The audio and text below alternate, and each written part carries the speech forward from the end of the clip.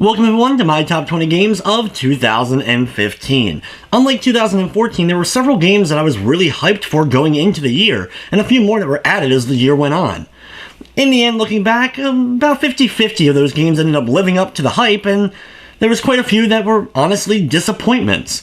For my top 20 list, of course, I had to have played the game in order to decide if it goes on the best, worst, or just kind of sits there in the middle. But I look forward to reading your comments for which games that I didn't have on this list that either I didn't get a chance to play or just didn't happen to be my favorites. So without further ado, let's get into the top 20 games of 2015, according to, well, me, Cornshaq. Number 20.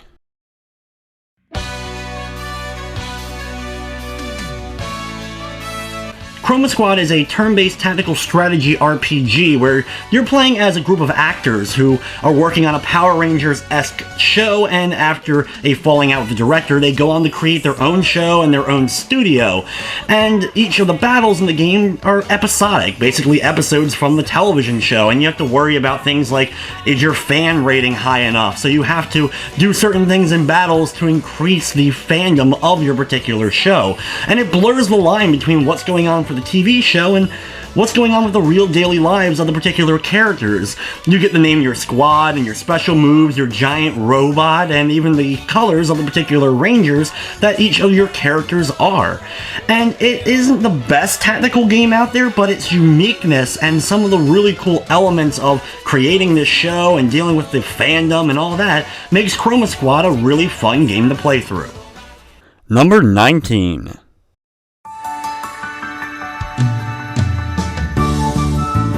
Kirby's Rainbow Curse is the first Nintendo Wii U Kirby game, and you're playing as Kirby in a ball form instead of a typical action platformer. In the game, you must use the Wii U pad and stylus to draw paths for Kirby in order to navigate through the various different levels, tapping on them in order to kind of bust through different enemies, and you still have different forms that you get throughout the different levels to help you solve the various puzzles and in order to traverse the land. It features the very typical Kirby music and graphical style, and is an extremely charming game. While it is the follow-up to Canvas Curse, which was originally on the Nintendo DS, which I honestly was never really the biggest fan of, Rainbow Curse won me over and was one of the funner games I got to enjoy on the Nintendo Wii U in 2015. Number 18.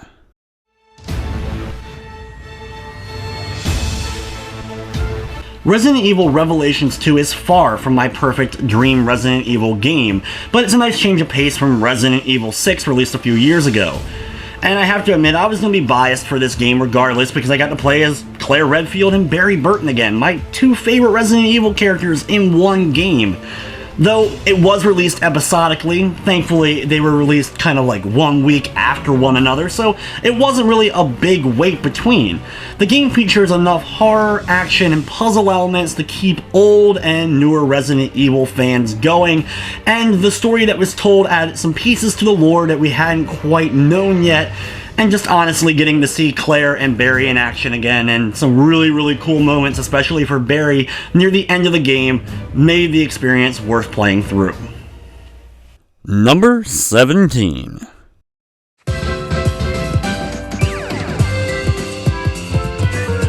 Puzzles & Dragons has all the makings of a game that normally I would avoid. Mostly being on mobile, microtransactions, I usually just stay away from it. But when Puzzles & Dragons Z and the Super Mario version came out for the Nintendo 3DS, I decided to give it a shot. And I am extremely happy that I did. This puzzle game mixed with RPG elements became so addicting it was one of my most played games in 2015. I hadn't gotten this addicted to a puzzle game since Puzzle Quest was released quite a few years ago now.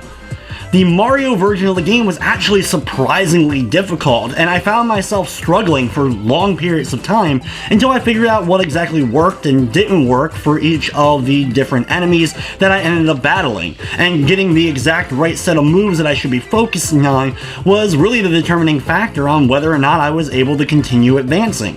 With the addition of the Puzzles & Dragons Z and Super Mario, you're getting basically 2 games in one, and any fan of puzzle games I think can greatly appreciate this game. Number 16.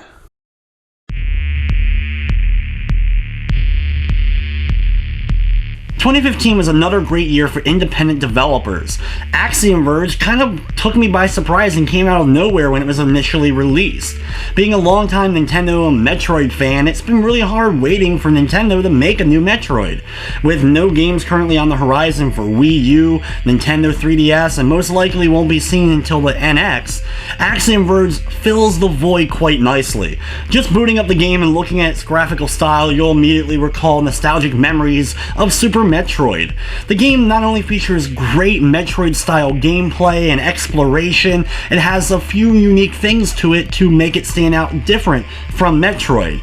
It also has a fantastic soundtrack, and overall Axiom Verge is one of the best retro-style games released in 2015. Number 15.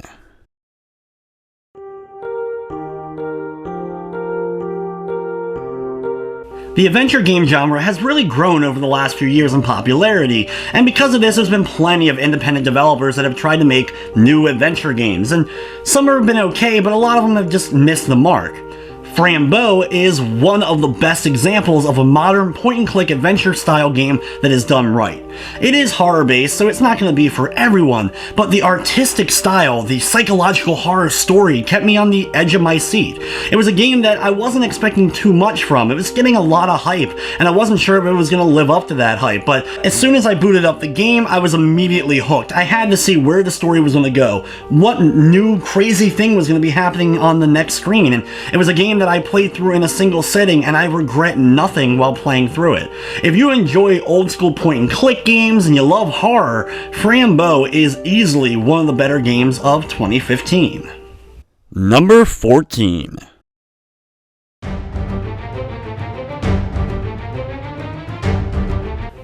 Now, I fully admit, I'm not a big fan of the Demons or Dark Souls game, which has gotten me a lot of flack in the last few years, but I do love Shadow of the Colossus. It's one of my favorite games for the PlayStation 2, and of course I'm a big retro fan, so I saw that a game was combining elements of all three, retro, Shadow of the Colossus, and the Demon Dark Souls games. I had to give it a shot, and that's where Titan Souls falls in, and it was one of the most surprising experiences I had in 2015. I wasn't expecting much from a game that was getting a lot of hype and a lot of play when it was initially released, and it's a game that features only boss battles, but I was amazed at just how gripped I immediately became, trying to figure out how each of the bosses works, being able to dodge in and out of their attacks, and in a game where you die in one hit, but the bosses also die in one hit, you could never relax. You always had to make sure you were on your toes and being able to dodge the next projectile or the boss charging towards you. And it was extremely satisfying when you were finally able to land that blow to defeat one of the tougher bosses in the game. Titan Souls may be a relatively short experience because of the style of game that it is, but it's easily one of the most enjoyable indie retro games I've played, along with Axiom Verge in 2015. Lucky number 13.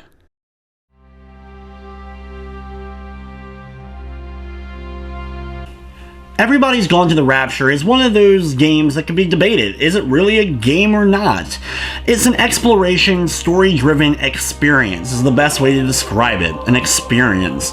You're exploring the remnants of a small English town, and the ghosts, essence of what the people once were is still remaining in the town for you to find, and it brings up all the various dialogues and conversations they were having leading up to their final moments. You find out all the daily drama, the emotions that each of the characters were going through, and it can be a little bit disjointing. They try to piece together everything, but you want to find out what happened to the characters leading up to that final moment, and what exactly happened. Why are they all gone? The game has great atmosphere and one of my favorite soundtracks of 2015. In fact, one of the few that I actually went out and bought after playing through the game. If you're one of those people that can get into an adventure exploration title like this, I think you'll very much enjoy Everybody's Gone to the Rapture. Number 12.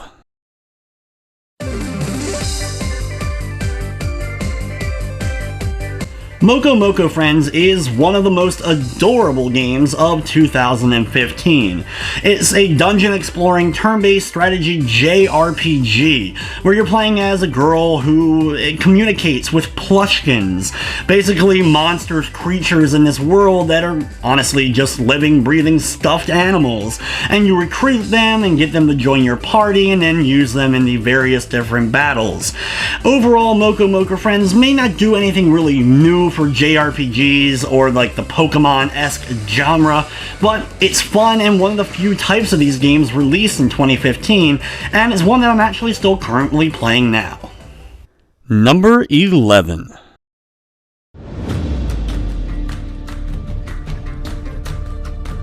Just Cause 3 is a gun-toting, explosion-filled pyromaniac's dream. It's an open-world experience with a good story with some likable characters and some funny cutscenes and plenty of action in order to keep you interested. It also gives you a playground to not only destroy, but find creative ways to destroy things. Yeah, you can blow up that radio tower using a rocket launcher, or you could attach a grappling hook attached to an exploding barrel and pull it towards it, or you can just attach it to a person and slingshot them all the way across the map if you wanted to. There's a lot of fun in just running around and finding new ways to blow up and interact with the various different environments in Just Cause 3, and there's a ton of side content to get your money's worth. The game does suffer from some pretty bad load times that have been patched since I initially was playing the game, and it does feature some frame rate drops, but overall there was enough fun and explosions to, well, not damper too much of my experiences, making it one of the best open world games of 2015. Number 10.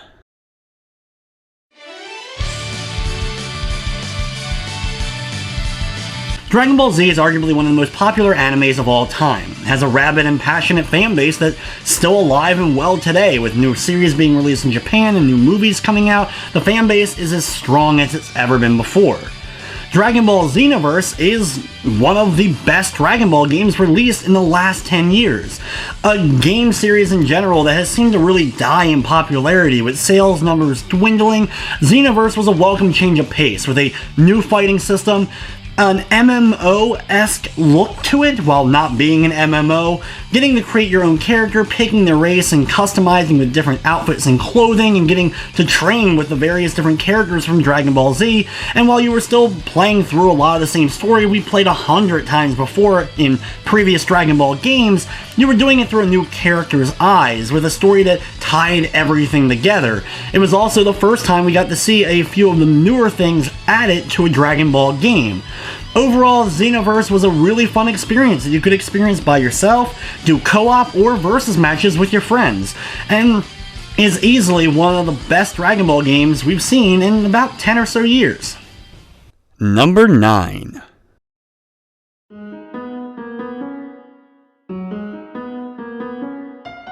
When you look back at 2015, very few games came out of nowhere to become hugely popular. There was a ton of really hyped experiences that we were expecting, but one that kind of came out of nowhere that stole the hearts of gamers was Undertale. A game that was immediately hyped right after its release, and I was bombarded with emails and messages from my fans asking me to play through Undertale or if I was going to check Undertale out. And I kind of waited a long time to finally do so, because I usually don't get aboard the hype train that kind of like pops out of nowhere, similar to what happened with Five Nights at Freddy's. But when I finally got around to checking out Undertale, I was actually blown away. The game has a great atmosphere, and the experience of being able to either kill your enemies or befriend your enemies with a retro-inspired look, but it's much more than just a retro-style Earthbound-inspired game. It has a fantastic soundtrack and good puzzles and some of the most interesting characters we've seen in gaming in a long time. Don't let the hype and overblown hype train get in the way of checking out Undertale. It is one of the best games of 2015, one of the best independent release games maybe of all time, and I will love to see what we end up getting in the future from the same developer. Undertale's charm, characters, artwork, retro-style gameplay, and its soundtrack will keep you enthralled for the entire length that you end up playing the game. And it's one of those ones you're going to want to play more than one time to experience how everything would turn out if you decided to play it the other way. Number 8.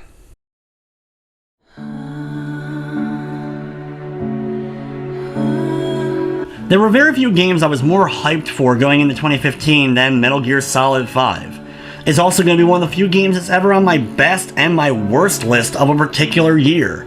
I can't deny the gameplay is some of the most pick up and play Metal Gear gameplay of the entire series, and it's fun to play the game, get dropped in via helicopter and either Rambo it and destroy everyone in a particular settlement, or stealthing it out using your cohorts like Quiet or Dee Dee the dog in order to help you kind of snoop things out and take them out from a distance, or get inside of the mech suit and run around blasting enemies using turrets or missiles via that. There's a lot to love about the gameplay of Metal Gear. The story elements and the characters introduced were also well done. There just wasn't nearly enough of it, and everything kind of just falls apart in the game's second act. But I can't deny that I did really enjoy what was good about Metal Gear Solid 5, and it was still one of the better games of the year.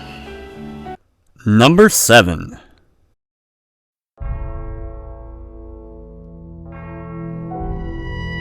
Being a longtime Assassin's Creed fan has been difficult in the last few years. There's an oversaturation of games. It's become a yearly release like the dreaded Call of Duty series, so a lot of gamers dismiss the games overall. And after the unbelievable debacle that was the release of Assassin's Creed Unity, it's really hard for me to tell gamers that, yeah, Assassin's Creed's great, you should go out and check it out.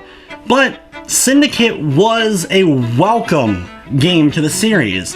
It got back to what made the game fun. It added some of the stealth elements that kind of got removed with the release of Unity, and it felt like more of the classic Assassin's Creed style game.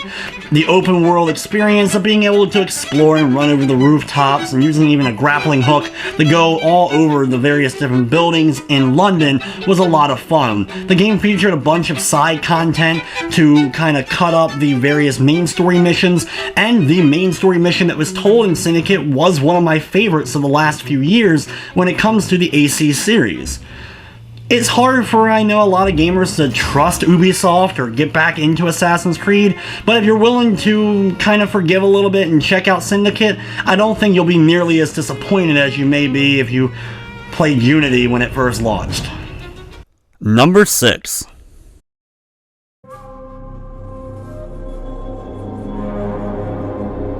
2016 is already shaping up to be one of the best fighting game years in a long time for gaming.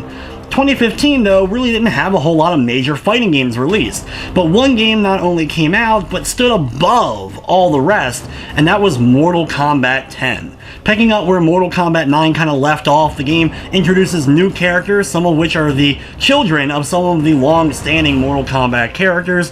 It featured a cinematic story experience that was well told and has some great dialogue and some great moments to mix it up between the various single-player matchups, and had good online once it kind of started getting going, though there were some issues here and there. It had some of the most competitive and fun matches I've experienced in a fighting game in a long time. I hadn't been this hooked on a fighting game in a long time. It introduced one of my new favorite Mortal Kombat characters in D'Vorah, and has some of the most brutal fatalities the series has ever seen. While I'm not as big on some of the DLC that was chosen and is being still added to Mortal Kombat 10, as an overall core game though, it's one of the best fighting games of the last few years, and a great follow-up to Mortal Kombat 9. Number 5.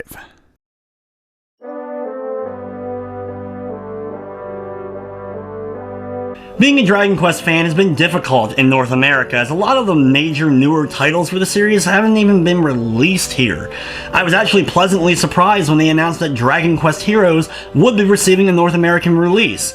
They just announced it the day it was released in Japan, so I had already imported my copy, so I've played through the game twice, and I enjoyed every moment of it, even maybe more so the second time when I was able to understand the story a little bit better, since it was translated, of course, into English. Dragon Quest Heroes is one of also the best of the Dynasty Warrior style games. Fans of Dragon Quest and Dynasty Warriors, this is a win-win situation, and I think even long-standing Dragon Quest fans will enjoy elements of Dragon Quest Heroes. The biggest not only being that you get to interact with characters from previous Dragon Quest games, while also having some original ones thrown into the mix, getting to see the artwork of Akira Toriyama's monsters on a big screen with HD graphics and massing a huge army of them and then battling them all down is impressive and one of the coolest moments for long-standing Dragon Quest fans like myself. Number 4.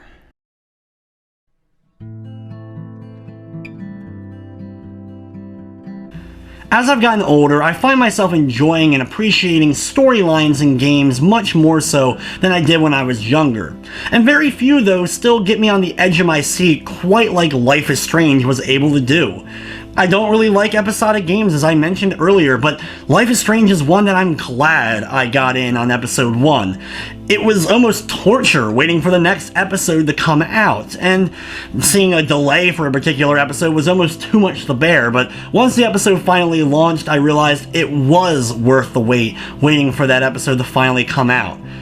It has great storytelling, and the characters in there, a lot of them, they felt real. They felt like real characters. A lot of times in gaming, characters, they aren't relatable. They don't feel like they could possibly be real-life characters. They're over the top, which is a lot of the appeal of them. But Life is Strange has a lot of down-to-earth problems that are going on. They have this looming apocalypse that's about to happen, but the overall daily lives of what happened to the characters in the past and is going on in the present kept me wanting to see what was going to happen next. I didn't mind listening and reading all the various text and dialogue throughout each of the episodes. And the story, well, at the very end, everyone will have a different opinion on how they feel about the ending. The journey to get there was so good that even if I was a bit disappointed by the overall ending of Life is Strange, I absolutely loved the experience I had leading up to that point. I will love to see more of this style of game from the same developer, and now that Life is Strange is fully out and a physical copy is coming out in early 2016, now is a great time to get in and check out the game. If you love story-driven adventure experiences, Life is Strange is one of the best of the last few years. Number 3.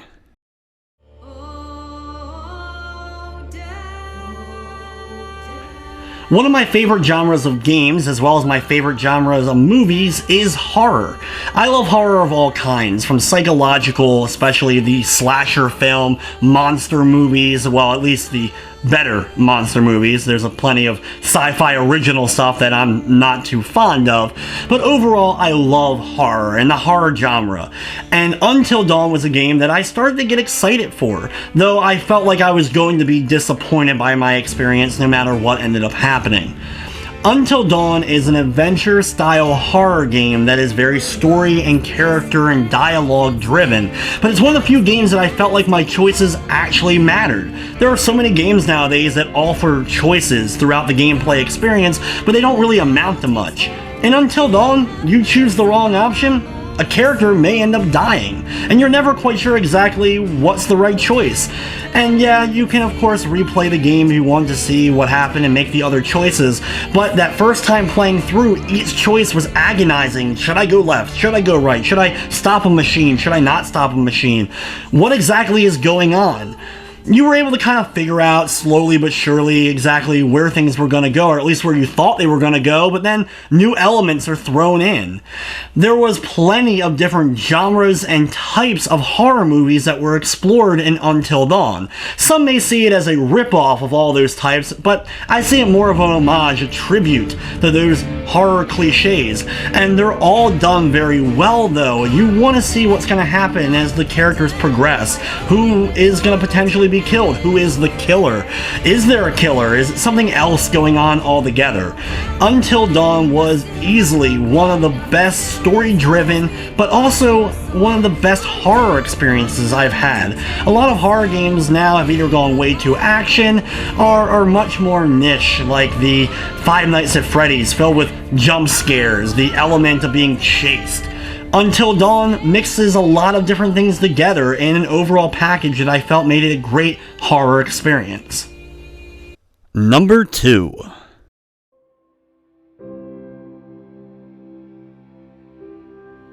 Fallout 4, what more can I honestly say that hasn't already been said about this game?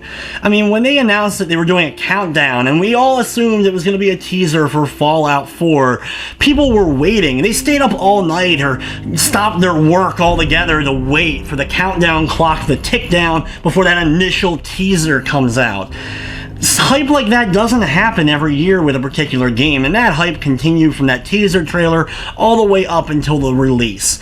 And I do have a lot of problems with Fallout 4. I think it was oversimplified from some of the previous Bethesda Fallout games, and it does have its bugs and problems that ended up happening in most of Bethesda's titles, but it's still a game that I can't deny was a ton of fun to play through.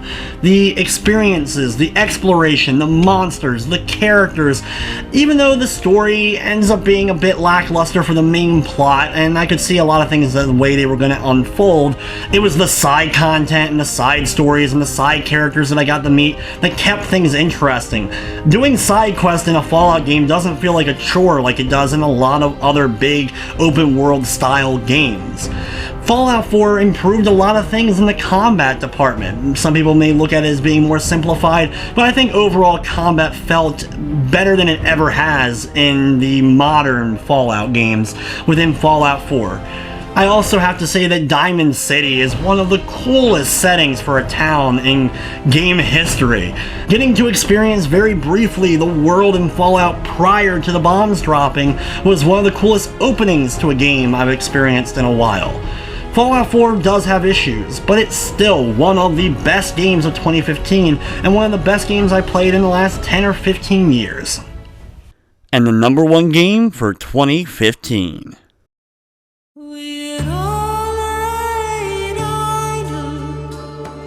Without a doubt, there are very few games that meet my hype and expectations and then succeed them, and Witcher 3 is that.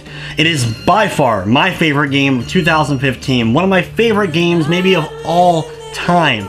I loved every moment of Witcher 3, from its combat gameplay, its open world exploration, the monster hunting, the card playing with Gwent, the just minute details of the daily lives of the particular characters.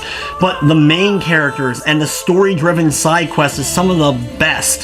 It has some of the most memorable and amazing cutscenes that happen throughout. There's a particular scene involving a lot of the main characters and alcohol that's one of the funniest moments I've ever experienced in a game. Very few games have me laughing out loud quite as much as that particular scene did in Witcher 3. All the characters are fleshed out and feel important, and you want to know what is going to happen in the story. Some of the more minute, minor side quests actually could be entire games by themselves. That's just how well they're told and how well they're written. Everything about Witcher 3 shines, and it's one of the best action-based RPGs ever made.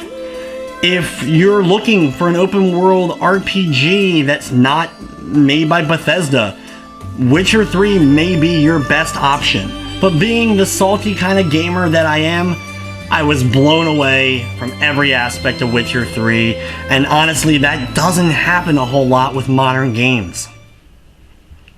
With all that being said, though, that wraps up my best of 2015. Do you agree with the list? Is there games that I didn't get a chance to play that I should check out? What were some of your favorites? Be sure to comment down below.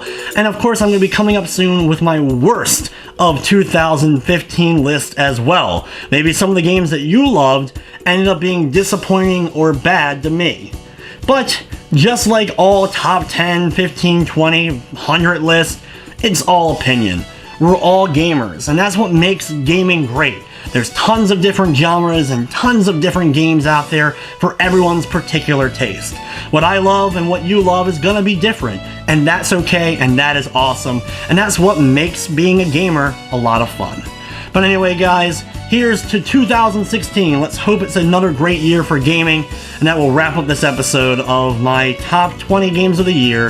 I'd like to thank you for watching, and of course, I hope you enjoy.